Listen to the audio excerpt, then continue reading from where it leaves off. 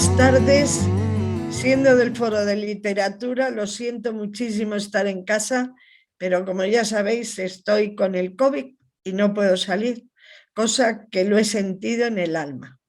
Por eso quiero dar las gracias a Juan Manuel Caló, que bueno, ya hace tiempo que le pedí una charla y no dudó en dármela y escogió este tema que para mí creo que es muy, muy interesante y no está muy difundido, creo yo, ¿eh?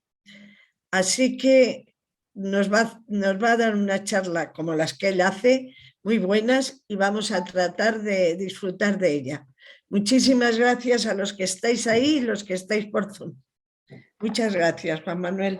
Gracias a ti, Pilar. Y bueno, pues vamos a hablar del impresionismo. El impresionismo literario es una forma de expresión escrita que busca la definición del elemento, aunque en un sentido que depende totalmente del punto de vista del escritor y observador y de la impresión que le produce al mismo el estado de las cosas vistas, escuchadas, olidas, tocadas en el momento de ponerse a escribir. Por supuesto que el diccionario da una idea mucho más exacta de las cosas, ya que es un texto hecho justamente buscando la exactitud de las definiciones. Este no es el caso del impresionismo literario, que busca más la esencia de las cosas que el valor aparente de las mismas. La cámara registra exactamente lo que se ve la lente. El cuadro, por el contrario, registra más lo que se siente que lo que se ve. La literatura impresionista se caracterizaba por centrar su atención en la vida mental de los personajes. Esto incluía la narración de sus apreciaciones de la realidad, sus sentimientos, sus sensaciones y sus emociones. La literatura impresionista se desarrolla principalmente en Francia, al igual que la pintura.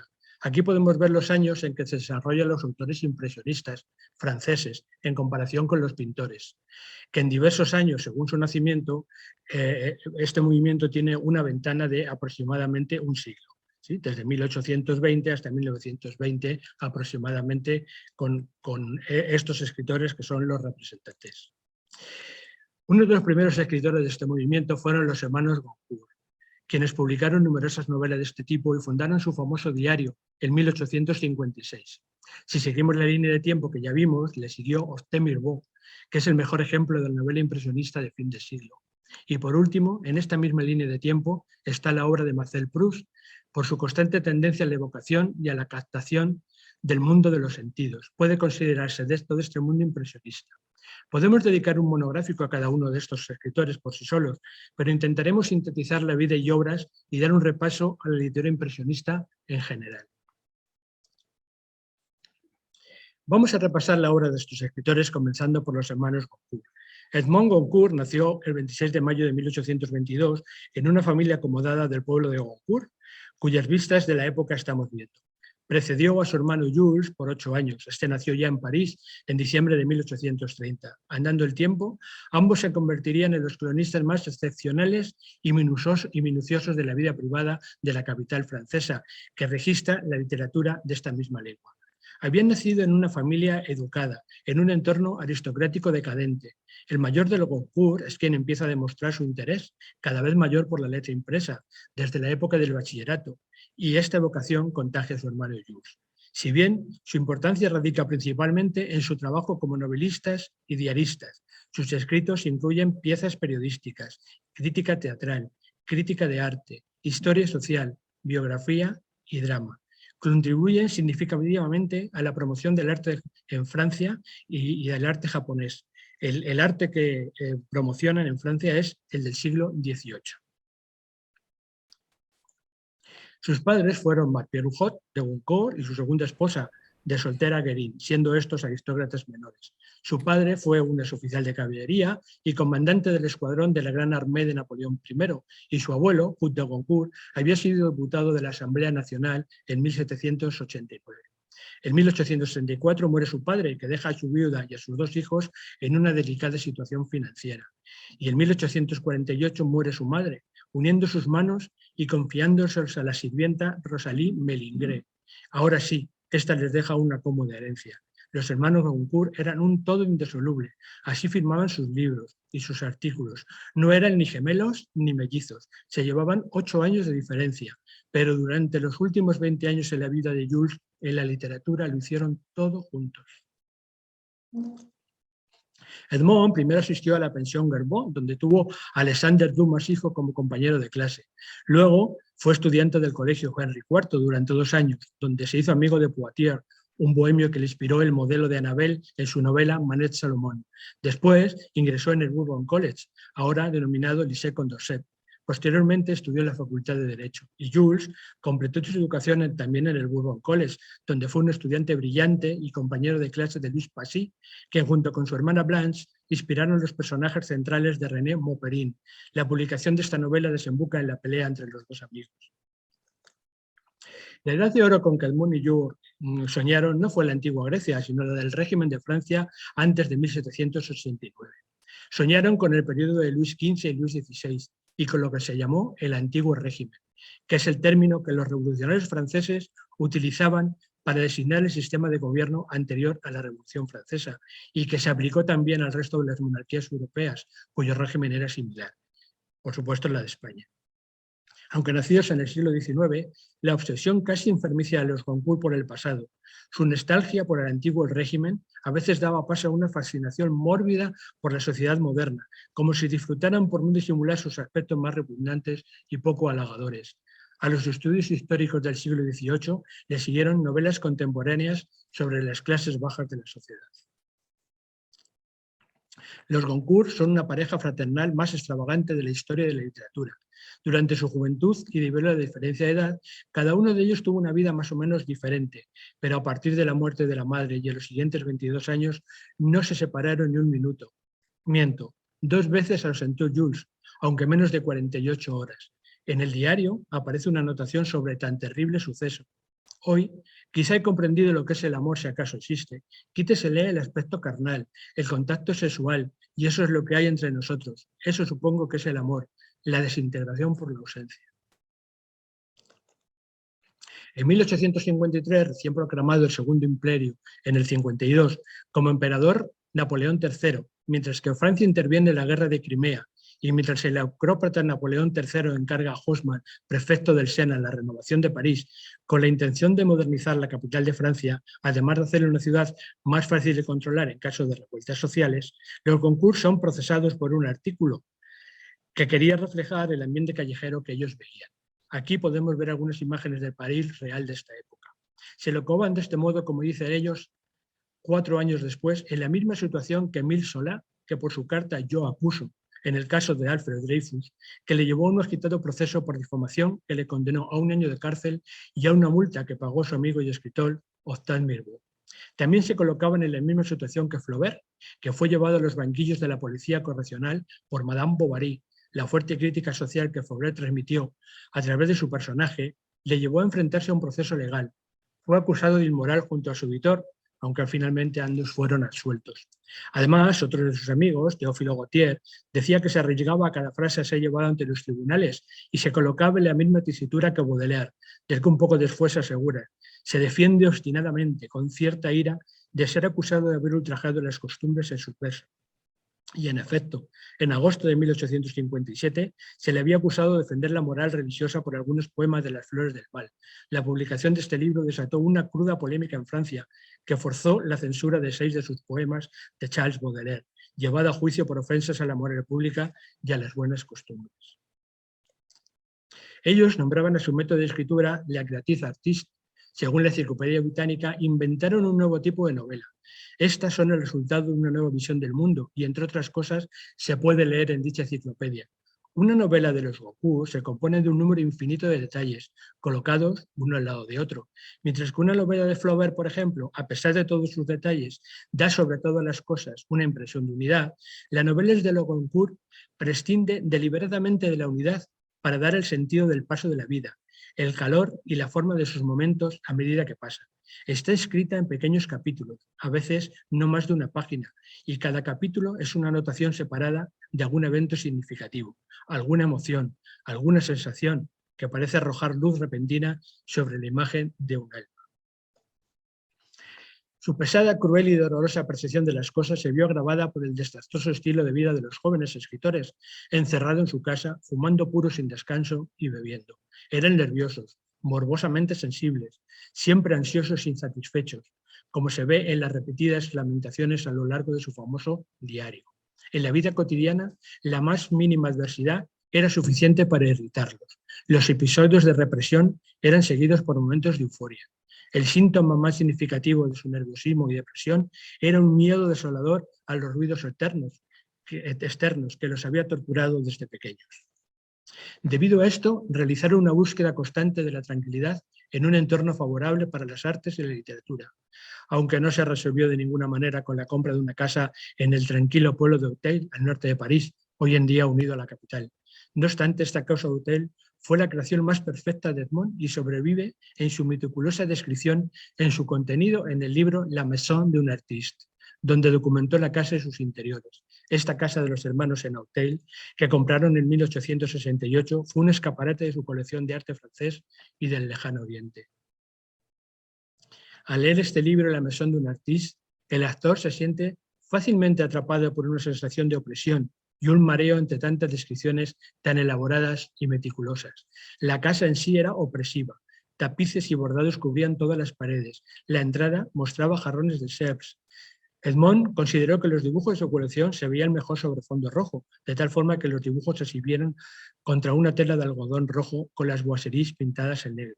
El libro, La Maison d'un Artiste, se divide en dos partes. La primera se centra en los dibujos, la segunda en obras de arte. Cada capítulo es una sala separada y hemos estado viendo algunas de las fotos que aparecen en este libro. Y ya que hemos hablado de la colección, dediquemos un momento a hablar sobre ello. Su pasión por los objetos de arte se originó con su tía, Nathalie de Caumont, una modesta coleccionista a la que los dos idolatraban. Edmond compró su primer dibujo en 1848, una acuarela de Boucher. Los hermanos se dedicaban a recorrer tiendas de antigüedades y comerciantes en busca de lo que ellos llamaban objetos sofocantes. Posteriormente se aficionaron al arte japonés. Y fueron grandes cultivadores del género histórico, ahondando en la Francia del siglo XVIII.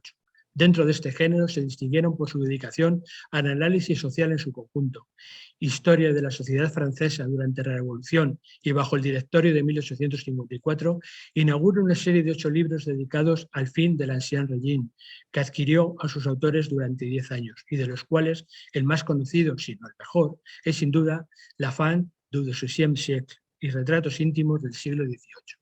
Son sus estudios históricos más importantes. Trataban la historia no como una relación de grandes acontecimientos, sino de un modo novedoso, como un análisis de una sociedad derivado del estudio de documentos privados e inéditos, las costumbres sociales, la música popular, los modos de vestir y otros detalles.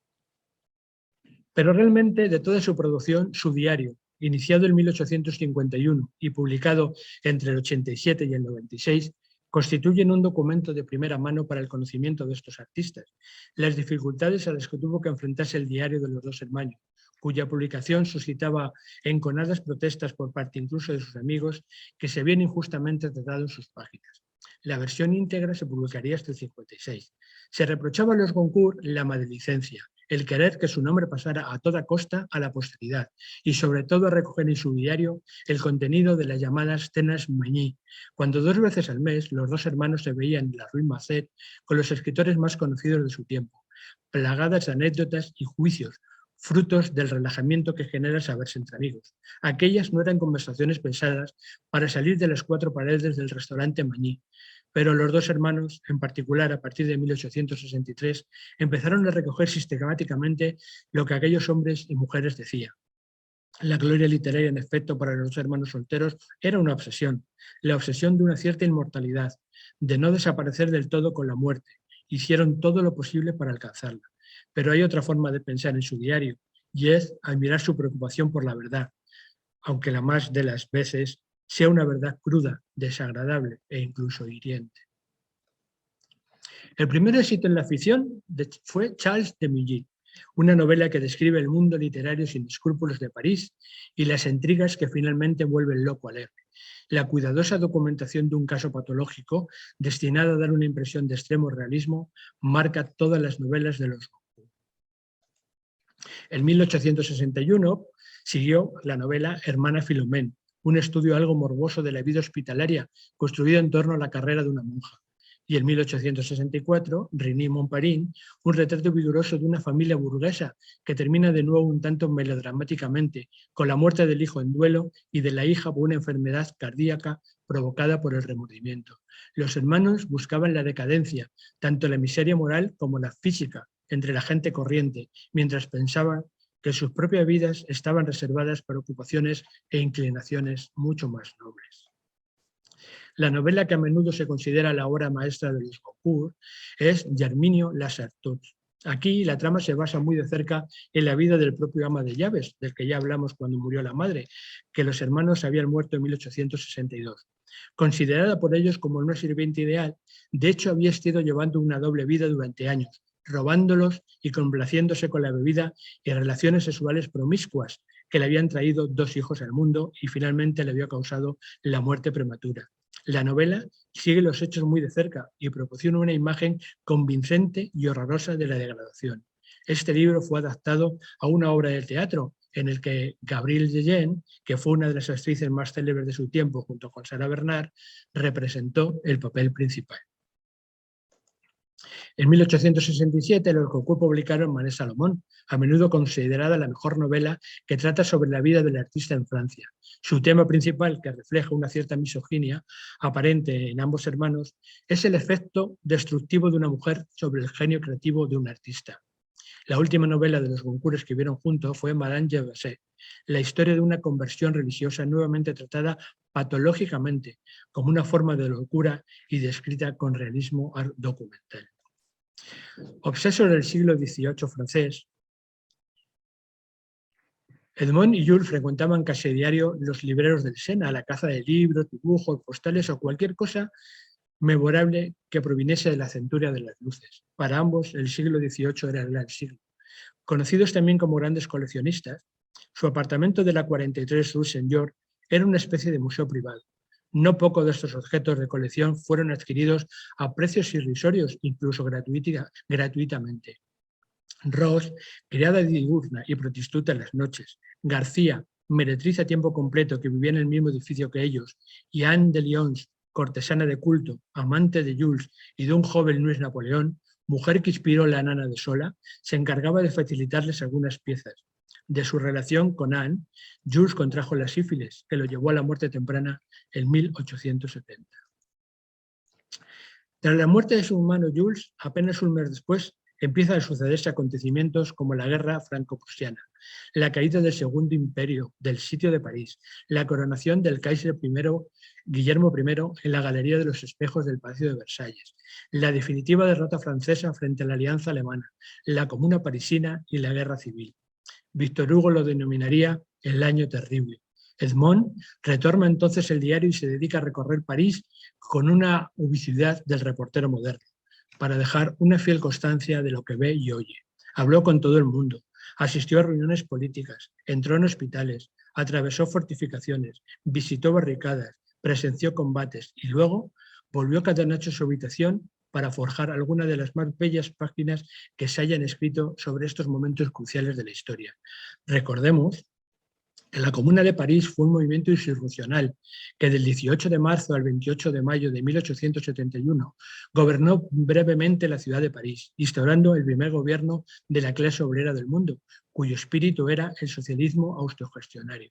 El término comuna, que designaba entonces y aún designa al ayuntamiento en francés, gobernó durante 60 días, promulgando una serie de decretos revolucionarios, como la autogestión de las fábricas abandonadas por sus dueños, la creación de guarderías para los hijos de las obreras, la laicidad del Estado, la obligación de las iglesias de recoger las asambleas de vecinos y de sumarse a las labores sociales, la remisión de los alquileres impagados y la abolición de los intereses de las deudas.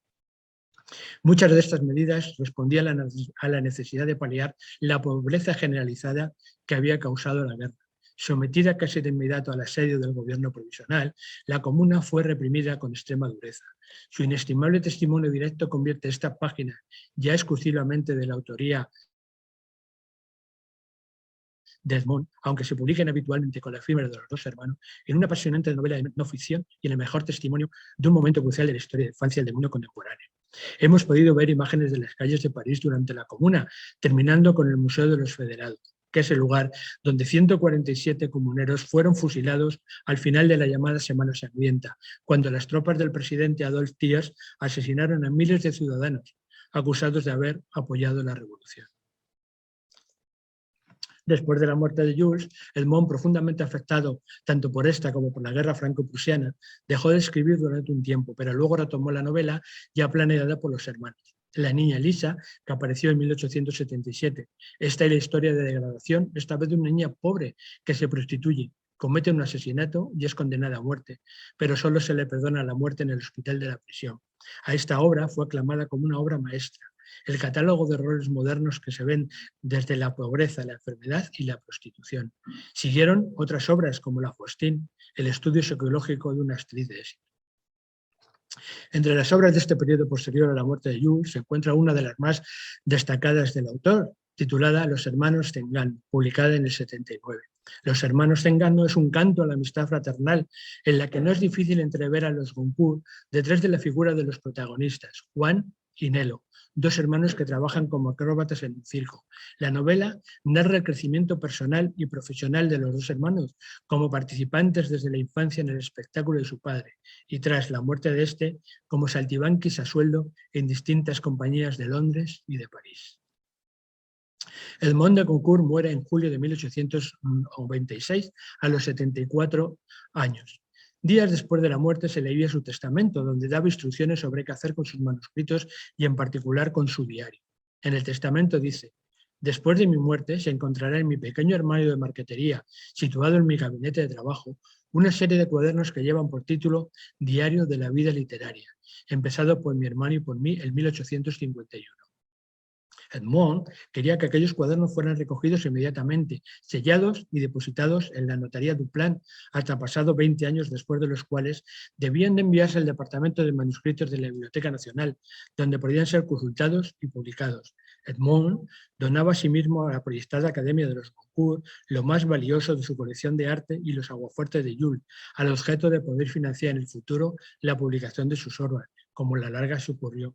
Pero aquel testamento fue impugnado el día siguiente por la familia, furiosa de verse desposeída por tan importante legado que creían suyo. Después de 3 años desde la muerte de Edmond y terminada la derrota, la batalla judicial de los descendientes de Goncourt, que se oponían al testamento, se otorga por primera vez el premio Goncourt, uno de los premios literarios más importantes de Francia. Si bien el reconocimiento es solo simbólico, se le dan 10 euros, el galardonado se le asegura un gran éxito de ventas. El premio Goncourt es proclamado a principios de noviembre por los 10 miembros de la Academia Goncourt, oficialmente creada en 1906, quienes recompensan el mejor volumen de imaginación en prosa entre las novelas publicadas en el año en curso.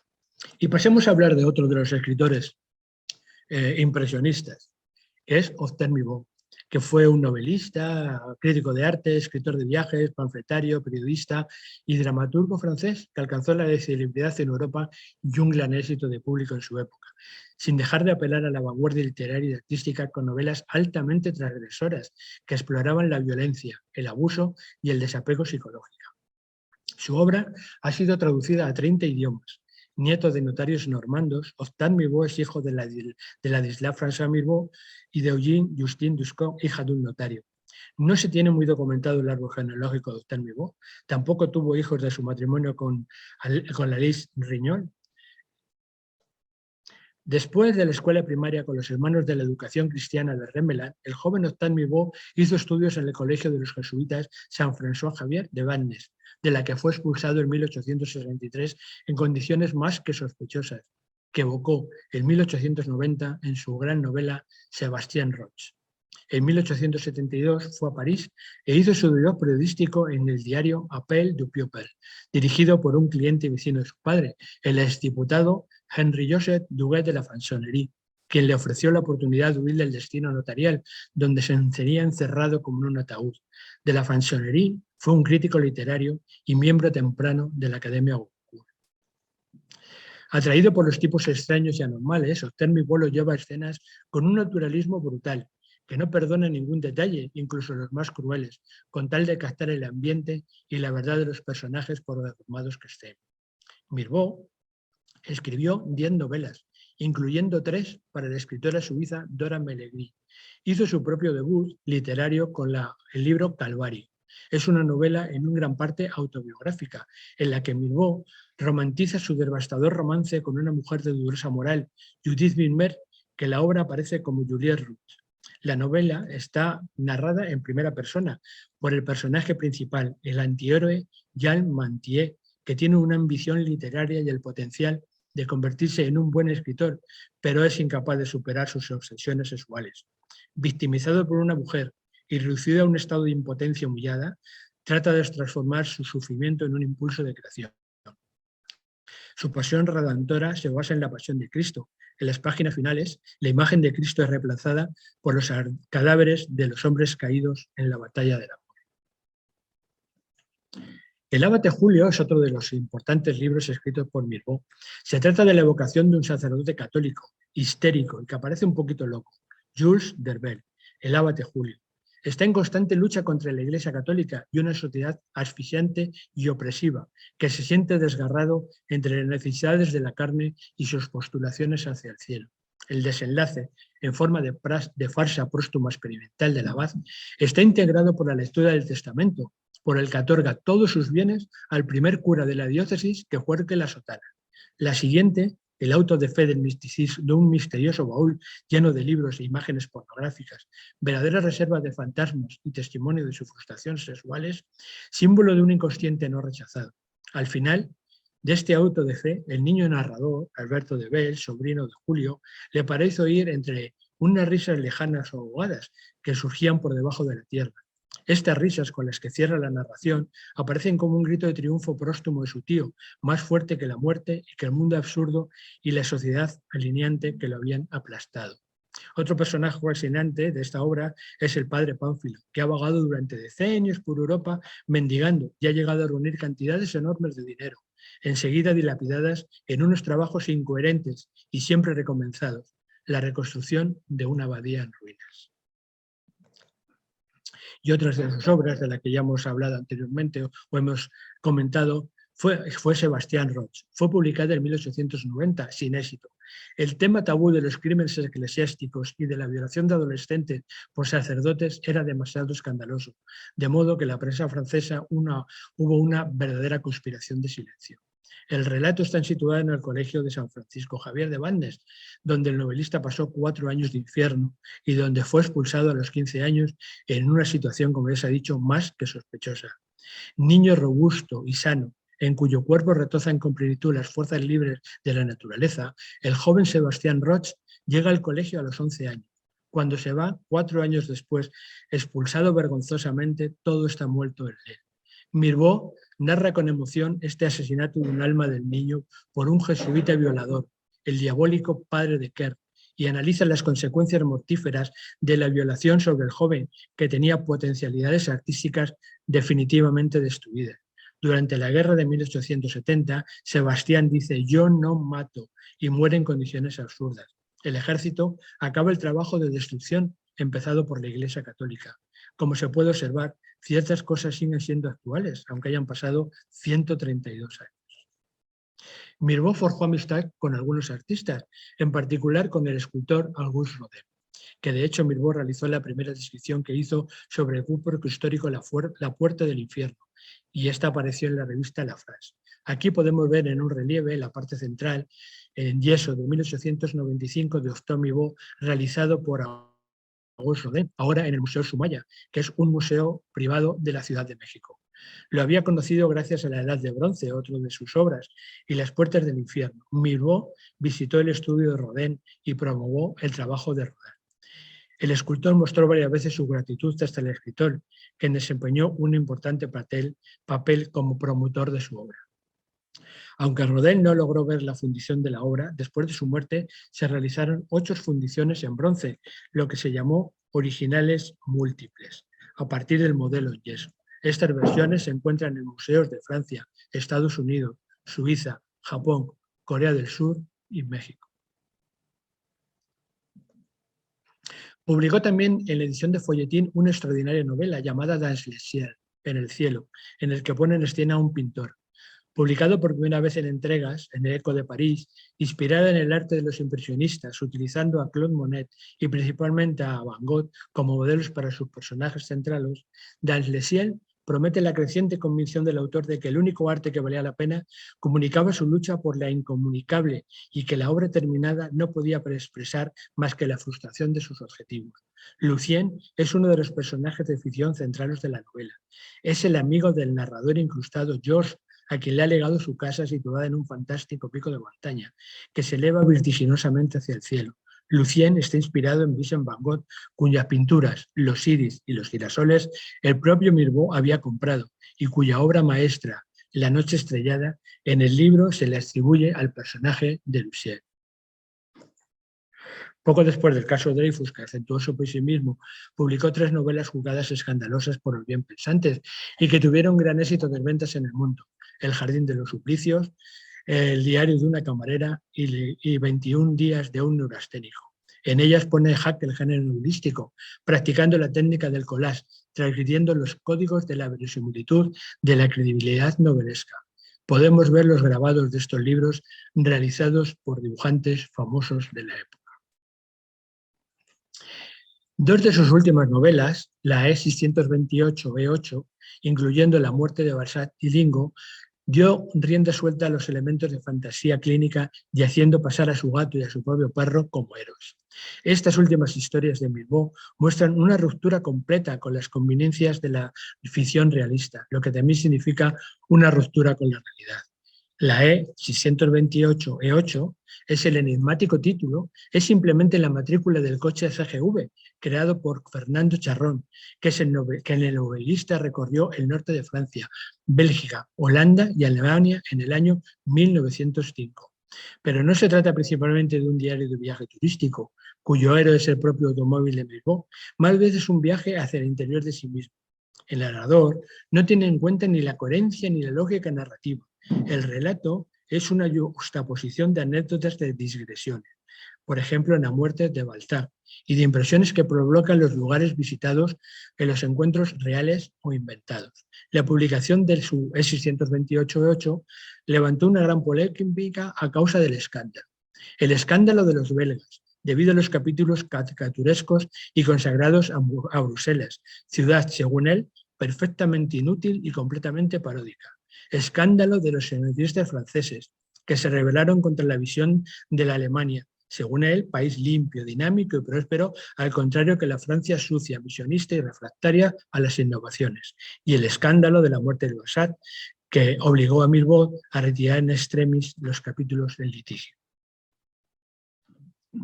La muerte de Balzac es un conjunto de 3 subcapítulos originalmente destinados a ser incluidos en la E628-8. En el primer capítulo, el novelista expresó su gran admiración por Balzac. En el segundo capítulo, Mirbeau cuenta la historia de las relaciones entre Balzac y Evelina Haskell, su esposa. Y en el tercer capítulo, el autor se propone contar una historia escandalosa que le habría contado realmente el pintor Jean Girgeot en el taller de Rodin. Se trata de la historia de la agonía de Balzac, abandonado y moribundo en su habitación, mientras que su esposa estaba con su amante, Jean Girgeot, en una habitación contigua. Por supuesto que los especialistas de Balzac se indignaron y hablaron de calumnia, pero no le importaba a Mirbeau revelar lo que para él era una verdad histórica inaccesible a los hombres, que era lo importante para él, y subrayar una vez más la incomunicabilidad que existe entre ambos sexos, separados para siempre, según él, por un abismo insalvable.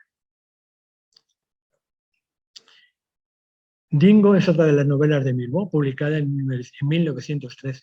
Como Mirbeau estaba enfermo, incapaz de acabar su obra, el joven amigo Leon West escribió sus últimos capítulos.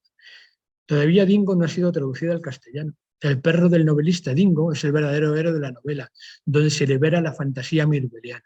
Llegado de Australia en una caja, el pequeño Dingo se vuelve creciendo en un forajido y aterroriza a los campesinos y los burgueses del pueblo en el Bersin. Parecido a su amo, Dingo es el revelador de las infamias de los hombres, así como lo absurdo de las leyes y la injusticia del orden social e hipócrita. El novelista que ilustró estos libros fue Gus Bonfac, cuyo verdadero nombre fue Gustave Blanche, que nació en 1813. Aquí vemos algunas de las dibujos que hizo para este libro de Mirbeau.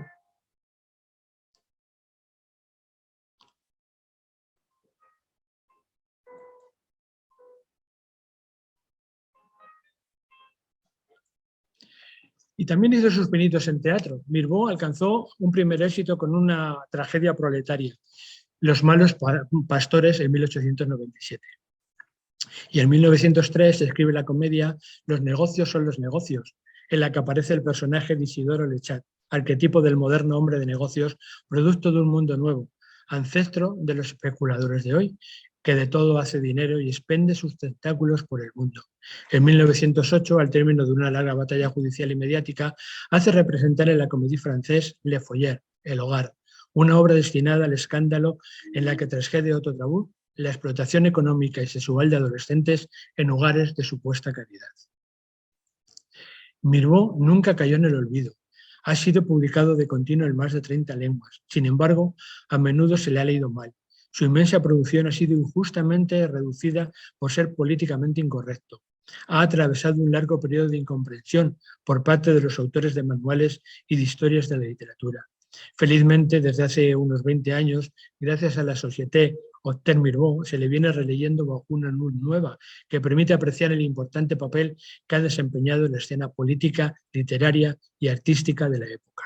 Mirbeau yace enterrado en el cementerio de Passy, en el distrito 16 de París. Y otro de los grandes autores del impresionismo, por no decir realmente el más grande, es Marcel Proust. Vamos a repasar brevemente su vida y obras. Aquí vemos el árbol genealógico de la familia Proust, que nos podemos remontar hasta Pierre Proust, muerto en 1652, lo que significa que Marcel Proust es la séptima generación de la que se dispone información, aunque eso sí, no demasiado exhaustiva. Y aquí podemos ver fotografías originales de la familia Proust. Podemos ver a los padres, una foto del hermano más pequeño, Robert, y también la de Marcel Proust. Adrien Proust, el padre de Marcel, era un gran doctor que había contribuido a erradicar el cólera en Francia. Con este hecho, había colocado el nombre de la familia muy en alto. Marcel Proust buscaba equiparar lo que su padre había hecho en la medicina con la literatura. Marcel quería realmente ayudar a la humanidad con su arte. Es evidente que lo logró con su obra.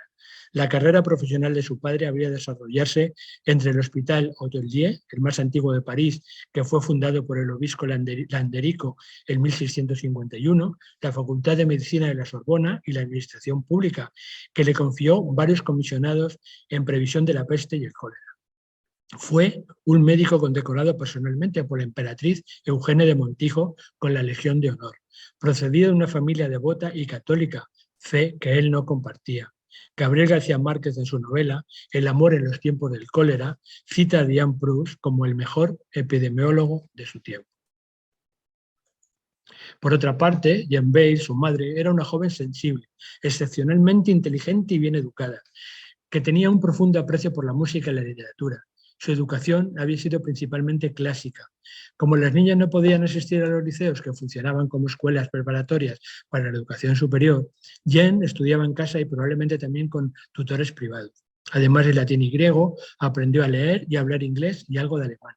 Fue una apasionada admiradora de los grandes maestros del siglo XVIII, cuyas obras contribuyeron el elemento central de su educación. Adrien era católico y Jeanne una judía no conversa. No se casaron por la iglesia, pero sus hijos fueron educados en el catolicismo, aunque Jeanne no se convirtió nunca a esta religión. Marcel nació meses después, el 10 de julio de 1871, al poco de la Semana Sangrienta de la Comuna de París. Estuvo a punto de morir recién nacido y debió tener cuidados muy especiales. Aquella inmensa preocupación se sumó a la angustia de la guerra y la violencia desatada y las privaciones de todo tipo. Fue bautizado y se le ahorró la circuncisión. Su frágil salud generó una continua atención e inquietud por su vida. 2 años más tarde nació Robert, su otro hermano, sano y robusto. Jeanne hizo de él un ser dependiente de su ternura y control hasta un grado difícil de imaginar. Esto facilitaría a Marcel la vida de una personalidad melancólica, caprichosa y falta de voluntad. Alguien que aprendió a hacerse el niño también de mayor. En su interesante biografía Madame Proust, de Evelyn Bloch-Dohn, define a Jane como posesiva y rehén del amor, entre un hijo que pide demasiado y un marido que pide demasiado poco. La ausencia del padre, siempre de viaje, era llenada con la omnipresencia de la madre y la de todo el clan materno, comenzando por la abuela Adele, con quien se veía todos los días. Debido a su salud, Marcel acumuló numerosas ausencias escolares, se retrasó en los estudios y con los años sus intereses se centrarían en la literatura y la filosofía. En la casa eran bastante habituales las veladas de lectura. Marcel nace en Auteuil, que nos recuerda donde vivían los hermanos Goncourt. La familia Proust acostumbraba a viajar desde Auteuil a la casa de los tíos Amiot y Elizabeth Proust, hermana de Adrienne, en la temporada de Pascua. La casa de los tíos se encontraba en Illiers, el pueblo del padre, a unos 25 kilómetros de Chartres. En Auteuil se inspira Proust para crear el Welbeck de En la busca del tiempo perdido. Illiers fue el modelo para el imaginario Combray. Vivir en París en estos momentos era complicado, puesto que estaba en medio de una renovación de Haussmann en París que comienza en 1853 y termina en 1957. Esta había sido ordenada por Napoleón. El Plan Haussmann de París fue uno de los planes de renovación urbana más ambiciosa de la historia contemporánea. Se destruyó alrededor del 75% del tejido urbano original de París, que consistía en edificaciones medievales y renacentistas. Las calles de París, antes de la renovación urbana, eran angostas, poco ventiladas, con poco acceso a la luz solar y un mal sistema de drenaje. Esto convertía a la ciudad de París en un foco de enfermedades. En estas imágenes podemos ver postales de cómo era París en esa época y, visto lo visto, mejor para los hermanos Proust vivir en Auteuil o en Illiers, aunque con su familia viven en París desde 1873, cuando ya habían pasado 20 años del inicio del Plan Haussmann y donde ya una parte de París había sido reconstruido. Haussmann diseñó y desarrolló un nuevo tipo de espacio habitable. A diferencia de los estrechos y desiguales condominios del París medieval, sus modernos edificios de apartamento tendrían exteriores uniformes que a su vez conformarían bloques cohesivos. La mayoría de los vídeos de Haussmann siguen un diseño estándar, como podemos ver en esta fotografía. Robert Proust fue un urólogo y ginecólogo francés, el hermano menor del escritor Marcel Proust. Ambos hermanos se educaron en el Liceo Condorcet. Robert ayudó activamente en la carrera de su hermano como escritor y tras la muerte temprana de Marcel se encargó de la publicación de los 3 últimos volúmenes de la novela En busca del tiempo perdido. Proust y su hermano tuvieron una relación afectuosa desde su niñez. Cuando Robert tenía 7 años, vio el primer ataque de asma de Marcel, lo que tuvo un profundo efecto en él. Marcel desarrolló un vínculo estrecho con su madre, mientras que Robert siguió los pasos de su padre en la tradición médica. Marcel sufría asma. Su primera crisis, como hemos dicho, le sufrió cuando aproximadamente tenía 9 años, al volver de un viaje con sus padres. De pronto no podía respirar y por lo tanto comenzó a ahogarse. El padre lo creyó muerto. Por suerte logró salvarle, pero a consecuencia de esto le suspendieron las visitas al campo de Illiers, el cual Proust observaría como un paraíso perdido. Muy de niño se produjo en él una inaudita expectativa para el beso de la noche de su mamá, con crisis de lágrimas, besos fervorosos, no dejándolo ir de su lado. Jane lo veía excesivo, pero toleró las imposiciones del niño que exigía por cuarta, por quinta y por 10ª vez el beso que ya se le había dado. Ella se enfadaba, se negaba y le reñía, pero no tardaba en sentirse culpable por ello. Su querido pobre lobito, como a menudo le llamaba, se incapacitaba para existir al margen de ella y quedaba dominado por un afán tiránico e insaciable de ser amado más que nadie. Tendría Proust unos 16 años cuando se aficionó a estar con una preciosa chica de su edad, pero la madre restringió enseguida aquella relación por no parecerle conveniente, pero después tendría que transigir con la homosexualidad de su niñita. Las mujeres más importantes en la vida de Proust fueron su madre, Jane Bale, su criada, Celeste Albaret, y su abuela, que fue la que más influencia tuvo en su infancia. Aunque bastante dispares entre sí, son 3 figuras complementarias, porque la criada aparece en la vida del escritor cuando la madre, después de la madre, como tomándole el relevo, igual que la madre ocupa el lugar de la abuela cuando ésta muere, dejando a madre e hijo igual de desamparados y huérfanos. Celeste entra en la vida de Proust bastante tarde y se podía decir que por sus características físicas y su talento natural tenía abonado el terreno para sustituir a la madre. Estaba casada con Odión Álvarez, de profesión chofer, que desde 1907 se puso al servicio de Proust. Lo mismo le llevaba de visita a los salones de la alta sociedad, como se precipitaba en mitad de la noche a buscarle una cerveza helada al Hotel Ritz, o le transmitía lo que oía en la calle, material que Proust transformaba inmediatamente en literatura. Al principio Proust utilizó los servicios de la joven esposa de su chofer como recadera para entregar libros a los amigos o cartas, recados que ella cumplía con presteza. Luego la incorporó definitivamente a su servicio en su propia casa. Todo el mundo captó la peculiar relación que se estableció entre Proust y ella. Antoine Vivesco afirma que aquel solo amó dos personas en el mundo, a su madre y a Celeste, olvidándose de la abuela. Eso así podemos comprender que, conociendo lo más granado de la intelectualidad, Proust le hiciera la principal confidente de sus hallazgos literarios. A cambio, la inmortalizó en su catedral literaria, primero con su propio nombre, en Sodoma y Gomorra, como su mensajera particular en el Gran Hotel de Balbec, y después, utilizando algunos de sus rasgos para construir a la inolvidable François, la criada del narrador, de la que dice en El tiempo recuperado, que tenía el trabajo literario una suerte de comprensión instintiva, más acertada que la de muchas personas inteligentes, como le ocurría a Celeste Álvarez con el trabajo literario. Se puede afirmar que de las tres mujeres realmente la que más tiempo pasó con Marcel Proust fue Celeste, ya que pasó con él prácticamente todo el tiempo de la escritura de Busca del tiempo perdido. Celeste Álvarez nació en 1891 y recibió una educación superficial en la escuela dirigida por monjas. Celeste abandonó su pueblo por primera vez a la edad de 22 años para seguir a su esposo en París. La niñita de campo, como se llamaba a sí misma, se siente aislada. Su esposo, o un taxista, no suele estar con ella, pero uno de sus clientes era un tal Marcel Proust, que le ofreció contactar a su esposa para llevar libros y recados. Celeste rápidamente se convirtió en indispensable para el escritor, obligándole a todos sus deseos, incluso adaptándose a su vida nocturna. Celeste Álvarez cuidó de Proust hasta su muerte en 1922. Fue solo después de eso que se convirtió en madre a los 31 años. Después, con Odilon, abrió un hotel en el 6º distrito. Y luego, en 1954, después de la muerte de su esposo, Celeste se hizo cargo de la casa de Maurice Ravel. Más tarde, confió que había pasado más tiempo, a menudo hablando sobre Proust, que de Ravel. Esta muere en 1984 a la edad de 92 años, después de haber vivido toda su vida en la memoria del escritor. Nos damos cuenta de la relación entre madre e hijo, sabiendo que cuando Marcel tenía 19 años, Janet le escribió: ¿no podrías, además, querido mío, datar cada una de tus cartas? Seguiría yo las cosas con más facilidad. Puedes decirme levantado a, acostado a, horas de aire, horas de reposo, etc. La estadística tendría para mí su elocuencia y en pocas líneas habría acabado de cumplimentar tu deber. Proust le llegó a decir a su madre que prefería tener más crisis de asma y agradarla que desagradarla y no tenerla.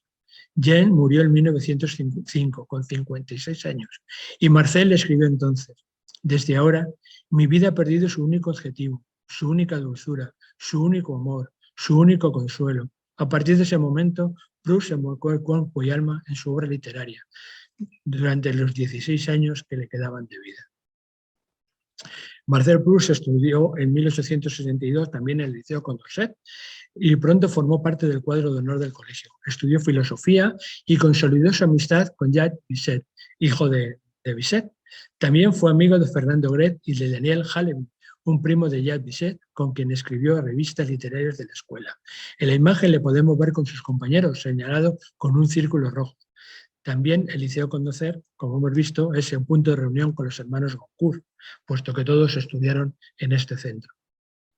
Estudió leyes por obligación para darle gusto a su padre. No obstante, cuando terminó la carrera le pidió a su padre no ejercer, ya que le pidió que lo único que podría vivir es la literatura y la filosofía. El padre accedió y comenzó su licenciatura en letras.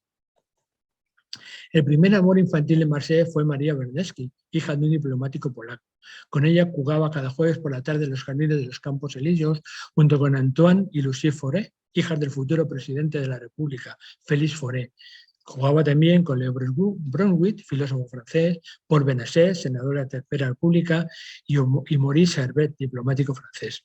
Dejó de ver a Marie en 1887 y sus primeros intentos de amar a otra persona se quedaron sin objeto. Proust recupera el recuerdo de la niña de los Campos Elíseos en los episodios del narrador con Gilbert en A la busca del tiempo perdido. La casa de la tía Leonie es uno de los lugares de peregrinaje de los escritores de Marcel Proust, de cuyo nacimiento se cumplen 150 años, y un tesoro en la localidad francesa d'Illies-Combray. La pequeña localidad campestre, originalmente llamada Illies, a unos 40 kilómetros de Chartres, quedó transformada con los recuerdos de infancia de Proust, que la glorificaban en su obra En busca del tiempo perdido, bajo el nombre de Combray.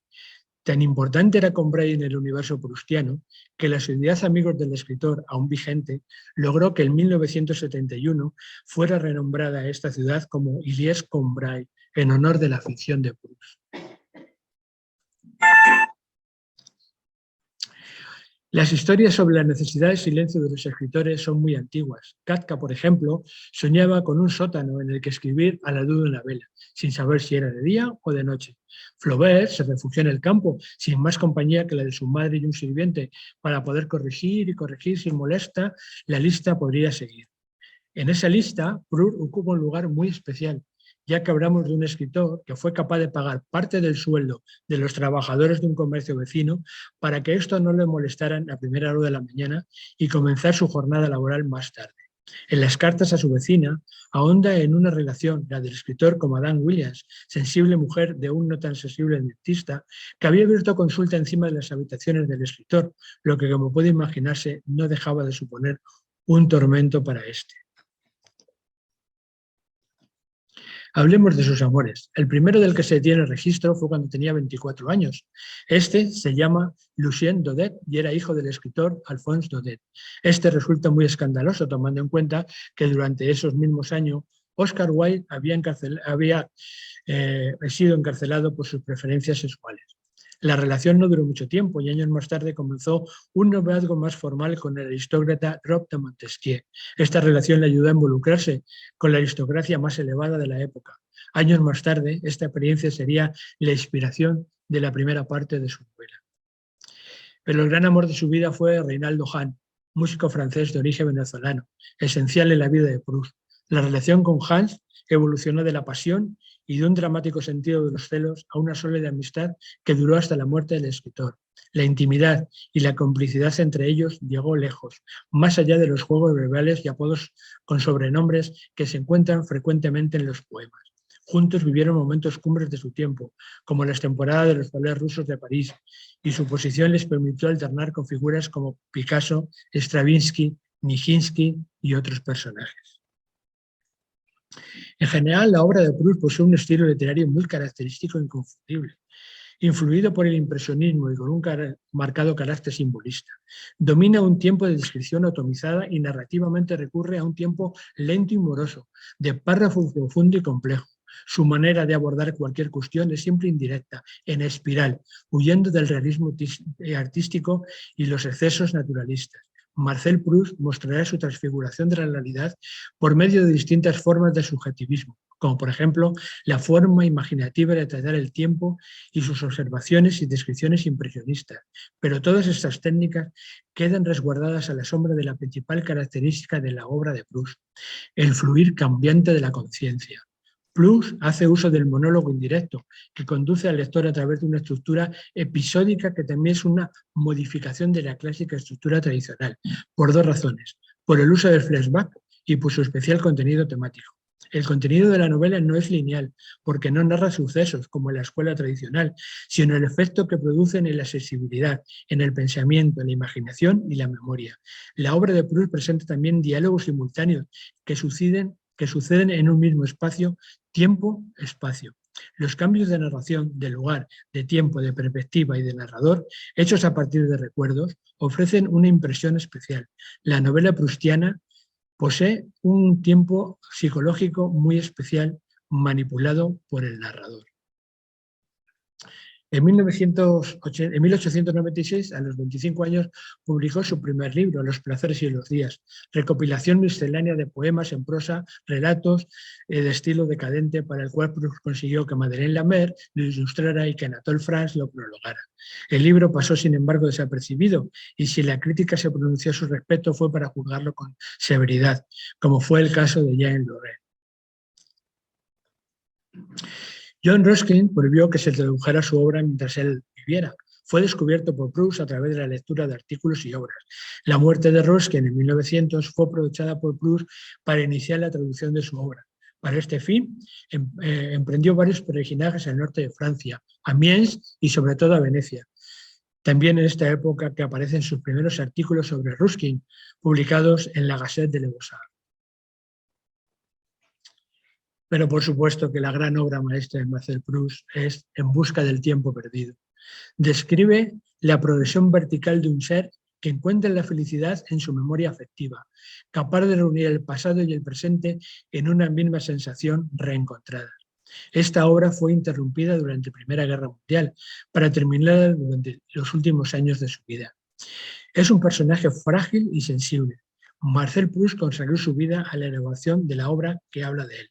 Al hacerlo, su genialidad lo condujo a la más íntima de las introspecciones que hizo en La busca del tiempo perdido, una obra universal. Su técnica narrativa de gran morosidad se pone al servicio de la subjetividad y el fluir de los recuerdos.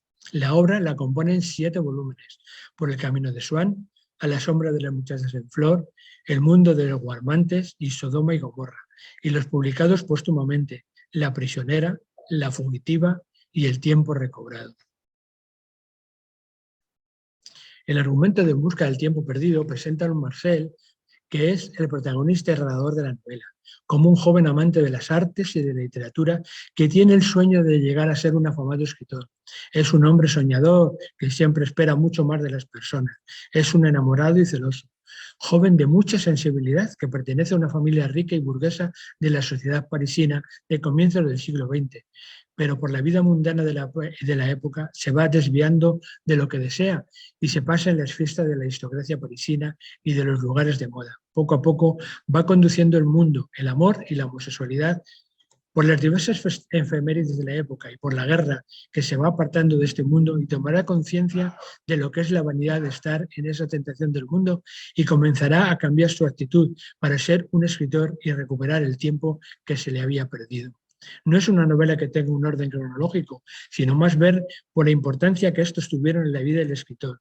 Este se va recordando por destellos de aquellos recuerdos que llamaba memoria involuntaria, que es cuando algún sentido, algún olor o algún sabor o alguna imagen que hacían de ese recuerdo volviera a su mente y que él creía que con el tiempo habían sido olvidados. En busca del tiempo perdido podría considerarse como un ciclo de memorias, ya que el protagonista se expresa en primera persona y en su reconstrucción de una vida se identifica en numerosas ocasiones con el autor. Además, aparecen a lo largo del texto numerosos personajes que no son sino un trasunto de objetos reales que estuvieron presentes en la vida de Marcel Proust, como Robert de Montesquieu, disfrazado del personaje del barón Chalus, o el ya mencionado protagonista de Le Plaisirs et les Jours, Anatole France, fácilmente identificable con la figura ficticia del escritor Bergot. Geneviève Bizet, que fue la esposa de Georges Bizet, inspiró a Marcel Proust como modelo para el personaje de Odette de Crécy. Su hijo ya se había convertido en amigo de Marcel Proust en la escuela. Elisabeth, condesa Graufolle, le sirvió de modelo para el personaje de la duquesa de Guermantes. Su marido es la principal y casi única inspiración para el personaje del duque de Guermantes. Su relación con Marcel fue a través del conde Robert de Montesquieu, al que hemos mencionado anteriormente. Leontine Littmann fue el modelo para Madame Verdurin, cuya relación con Proust fue a través de Anatole France, del que ya dijimos que asistía a los salones de París. Madame Geneviève Bizet, después Geneviève Strauss, es, como ya dijimos, la viuda del compositor Georges Bizet, fallecido en junio de 1975, e hija menor del compositor Fromental Haleby, autor de la famosa ópera El judío, cuyo éxito fue considerable en toda Europa. Viuda a los 27 años y después de 11 se casa con el abogado Émile Strauss. De su unión con Georges Bizet nació Jacques, su único hijo, al igual que Marcel. Jacques Bisset asistió al Liceo Condorcet e introdujo al futuro escritor, que entonces tenía solo 17 años, en la sala de estar de su madre, de la que rápidamente se convirtió en uno de los íntimos, cada uno de ellos captando de inmediato e intuitivamente todo lo que le acercaba al otro. En la fotografía de la izquierda nos muestra el entresuelo de David Strauss, exactamente como Marcel Proust lo conocía y como los parisinos todavía pueden verlo hoy en día. La ventana de la famosa sala de estar en la prueba del edificio está oculta de la base por la estatua de Shakespeare, fundida durante la Segunda Guerra Mundial. En la foto de la derecha se puede ver a Geneviève Strauss y a Proust con algunos amigos. No podemos dejar pasar lo que se conoce como la Magdalena de Proust, o también el fenómeno Proust o el efecto proustiano.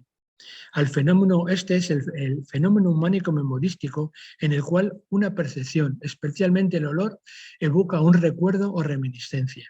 Ello puede ser un objeto, un gesto, una imagen u otro elemento del día a día que transporta a la persona a un recuerdo que creía olvidado. El nombre proviene del recuerdo que le provoca el sabor de una magdalena recién hecha, mojada en té al protagonista del Por el camino de Swan, el primer volumen de la serie En busca del tiempo perdido. En las siguientes 3000 palabras del libro, el autor se sumerge en el recuerdo que le provoca el probar la magdalena con té. Se lee, es muy pronto, abrumado por el triste día que había pasado y la perspectiva de otro tan melancólico por venir, me llevé a los labios una cucharada de té con el que había echado un trozo de magdalena. Pero en el mismo instante que aquel trozo tocó mi paladar, me estremecí. Fija mi atención en algo extraordinario que ocurría en mi interior. Un placer delicioso me invadió, me aisló, sin noción de lo que lo causaba. La Magdalena de Proust es un recurso literario que ha dado mucho al juego a los científicos, desde el campo de marketing hasta el de la neurología. El escritor francés, sin ser un neurocientífico al uso, nos explica de una forma meridiana el funcionamiento de la mente. Un simple aroma o un sabor es capaz de desencadenar una catarata de sensaciones. Eran las 2 de la tarde del 10 de diciembre de 1819 cuando los 2 miembros del jurado del premio Goncourt proclamaron a Marcel Proust, Por la sombra de las muchachas en flor, ganador de esta edición. Después de 5 años premiando libros patrióticos a escritores que combatieron en la guerra o se ajustaban a la acción bélica, el jurado provocó una sonada polémica al apostar por una obra que ni siquiera parecía una novela y que hablaba de lo que ocurría en los salones de la alta sociedad. Y además, ¿quién era Proust, sino un Balzac degenerado?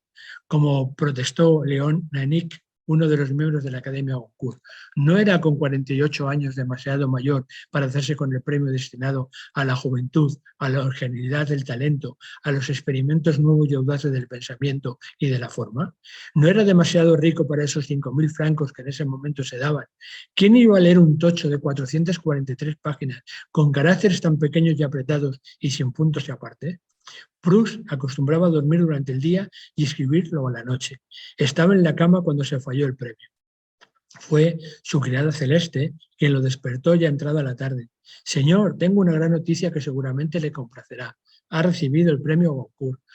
Proust apenas aceptó a pronunciar un «¿ah?». Luego dijo que no quería recibir a nadie, sobre todo si eran periodistas o fotógrafos. Son peligrosos y siempre quieren demasiados. Échelos a todos a la calle.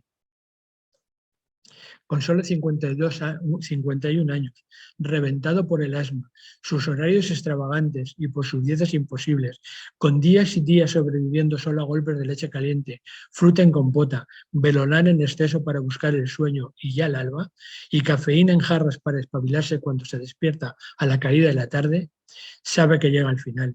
Escribe en liza contra el reloj biológico para intentar culminar a la busca del tiempo perdido, pero asume el gran adiós con una afabilidad natural con el que trataba a todo y a todos.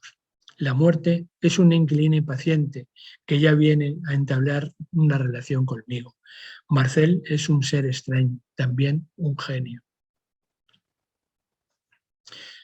A caballo entre el 50 aniversario de su nacimiento y el centenario de su muerte, el Museo Carnavalet en París inauguró una gran exposición de documentos originales, objetos personales, mobiliarios y pinturas que se sumergen en la vida y en la obra del autor de En busca del tiempo perdido y su relación con la alta sociedad. El punto central de la exposición fue, de hecho, las 2 salas con mobiliario y objetos de su universo más íntimo, incluida la cama donde escribió En busca del tiempo perdido, conservada en el Museo Carnavalet y donada por la hija de su bibliógrafo. En vez del habitual despacho, su cama era el verdadero laboratorio de su creación literaria. Porque, aunque se cambió de apartamento, siempre guardó el mobiliario de sus padres. Junto al mobiliario se siguen objetos, como el famoso abrigo de piel que utilizaba como manta cuando escribía, el bastón con el que salía a la calle o su reloj, verdadero símbolo del tiempo perdido. Por último, no se puede decir que Virginia Woolf fuese una representante total de este movimiento literario, ya que fue una figura destacada del llamado Grupo de Bloomsbury. Como novelista y crítica literaria, su estilo poético y técnica de monólogo interior se consideran entre las contribuciones más importantes a la novela moderna. Por sí sola merece ser tratada en un monográfico, pero gracias a sus 2 novelas, Señora Dalloway y Corazón de la Oscuridad, se le considera una de las representantes de esta corriente impresionista. Se ha dicho que estas novelas son el mejor ejemplo de un género complicado de explicar y de escribir. Adeline Virginia Stephen, mejor conocida como Virginia Woolf, después de que se casara con Leonard Woolf, nació en Londres en 1882 y falleció en 1941. Sus novelas fueron particularmente innovadoras en lo referente a las estructuras temporales y espaciales de la narración. La obra novelística de Virginia Woolf recibió influjos de Marcel Proust, Jane Joyce, Dorothy Richardson, Catherine Martin y posiblemente de Henry James. Lo que se le es realmente característico, lo que le hace prominente entre sus contemporáneos, es precisamente que trató de hallar un camino nuevo para la novela, apartándose y dejando a un lado el realismo imperante y abandonando la convención de la historia, así como la tradicional descripción de los personajes. Fue pionera en su tiempo, en la reflexión sobre la condición social de la mujer, así como la relación de las mujeres con el arte y la literatura. Estas reflexiones fueron publicadas en ensayos que posteriormente tendrían gran repercusión dentro del feminismo. Y hasta aquí hemos llegado. Espero que este recorrido por la vida y obra de estos escritores, representantes de un estilo único como el impresionismo, haya sido de su agrado. Y sobre todo, pues, como siempre, gracias por su atención.